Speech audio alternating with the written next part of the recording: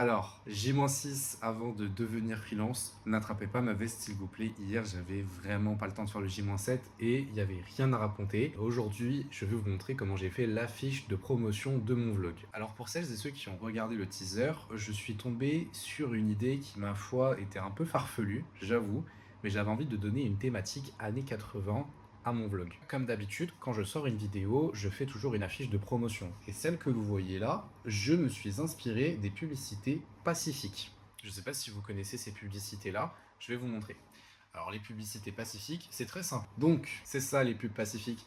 Hyper saturé, hyper vintage, et moi je voulais faire la même chose avec une capture d'écran. Donc comment je me suis pris pour faire cette affiche là? Première étape, je vais sur Premiere Pro et je fais une capture d'écran d'une image du vlog, par exemple celle où je fais de la randonnée. Ensuite, je vais sur Photoshop et j'utilise le célèbre, mon outil préféré du moment, le remplissage génératif. Je génère une partie de ciel et je fais en sorte que ma composition soit assez équilibrée pour que je puisse insérer du texte. Ensuite, j'exporte la photo, je la réimporte dans Photoshop, mais cette fois-ci au format réseaux sociaux, et après, j'insère mon texte. Et là, j'ai pas fait spécialement grand chose au niveau du texte, puisque ce texte-là fait déjà un peu vintage, d'une certaine façon. Vous savez, à l'époque, il y avait des grandes typos bien droites, bien grasses, et bien, j'ai fait la même chose, et voilà le résultat. Mais ce n'est pas suffisant.